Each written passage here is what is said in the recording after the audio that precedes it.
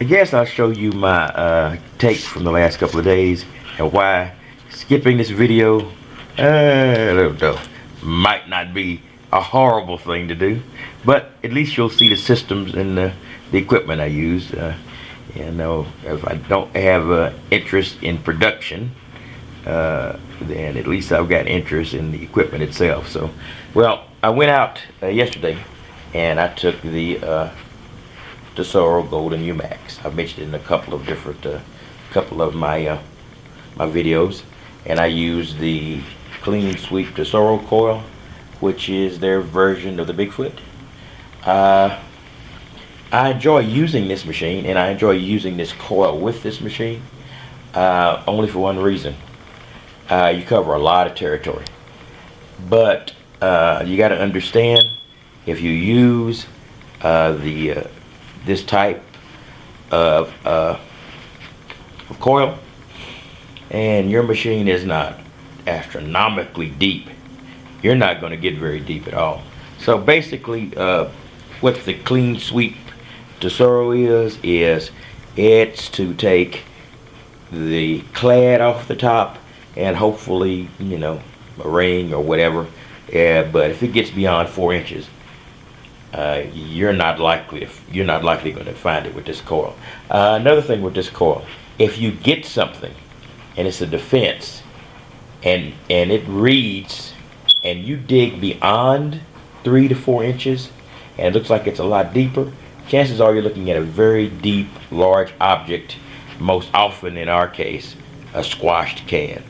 So that was the first system I used. I think I have a snippet of me finding one of these 2 pennies here, but I thought that would be interesting. Like I said, I like the Golden Umax. I've been looking at the Tesoro Outlaw, which is also a Umax. Use the same coil, etc.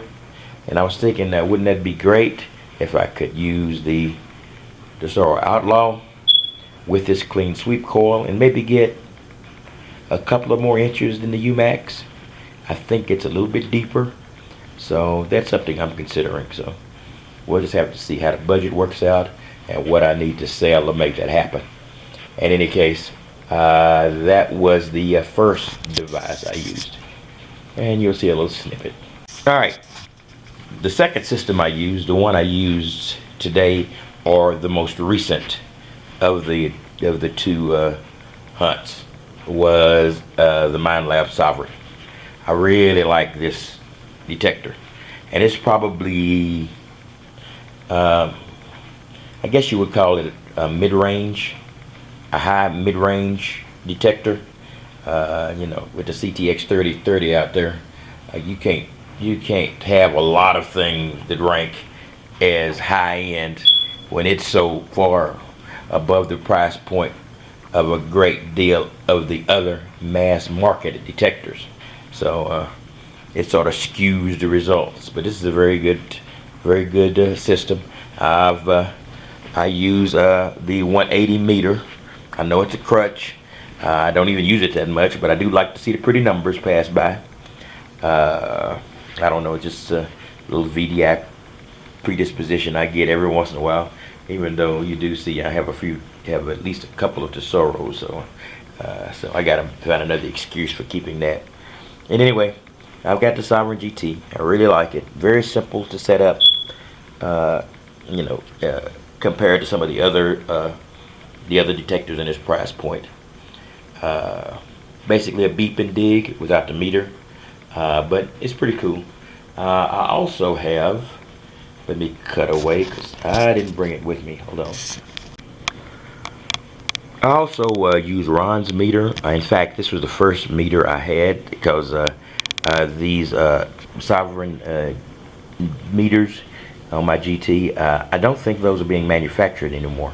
But a great entrepreneur, Ron, don't even know if I know his last name, but it's a very good meter, very similar, in fact, and probably better than the meter I have on here. I basically got this meter on here because it better fits in the little strap on I've got there. In any case, I keep this on hand and ready to go. in case I want to use this meter as well. And by the way, the meters are not built for this configuration of the Minelab pole, or so it's built for the straight, and it really, it just mounts on the handle of the straight one. It really looks cool.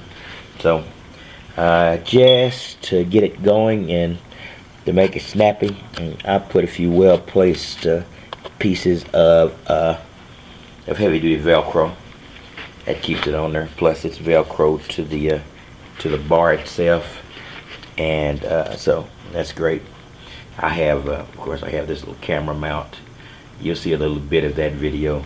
Not much of the productivity, but you will see me using it, and I use that little camera sometimes, though it does give a little motion sickness. So these are the systems I've used, and for this particular system, I have something else that I want to show you. This is not my invention, but I really like it, and it's what I'm going to be using when I go out to the lakes. I'm going to do a little water detecting, but the Sovereign, as we all know, is basically, well, let's reverse that. The Excalibur is a water-based version of a Sovereign, so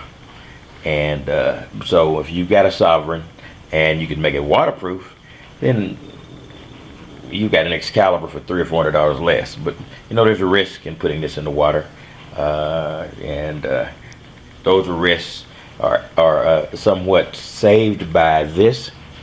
Now, this is a waterproof case I've built, and I also have a set of wireless speakers, not Bluetooth. They're much faster, so I get a quicker response. And I use this in the water, and I will be using this in the water, so you'll be seeing this used in the near future. And I'd show you how to make this, but there's somebody out there, and I basically took it from another YouTuber.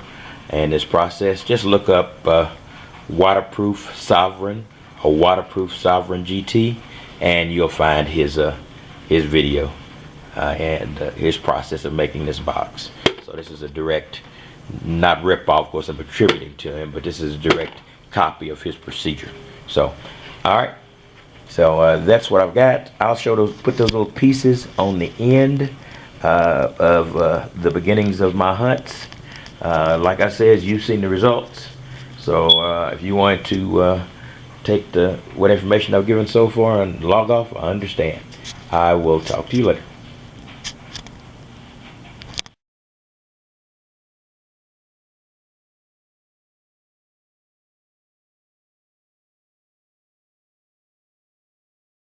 My first hit in a while with my clean sweep coil is a penny. So there we go, got a penny. It's cool.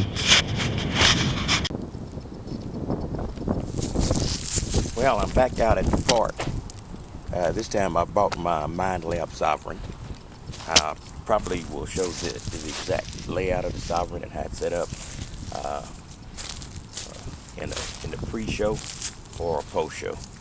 But in any case, I haven't used the Sovereign in a while, so this is more purpose in getting my familiarity back with it, since it is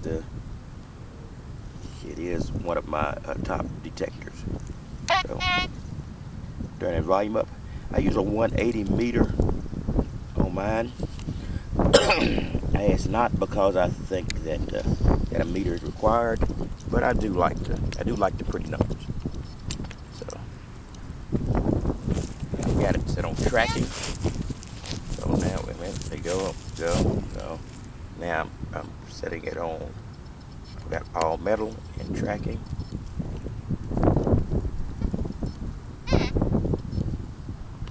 So now I'm going to set it back to discrimination. And I'm going to put it on fixed. So here we go. One thing about the Sovereign,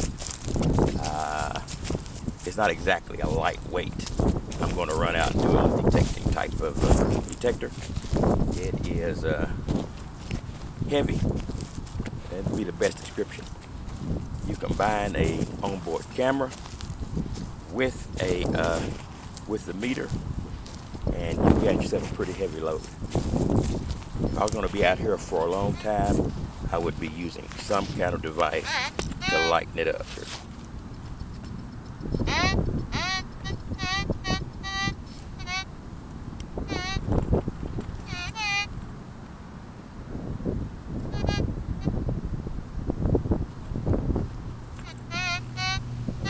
Okay.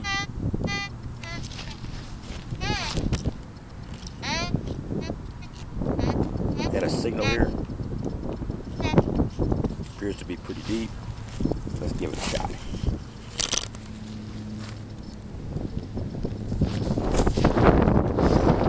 First, I'll use my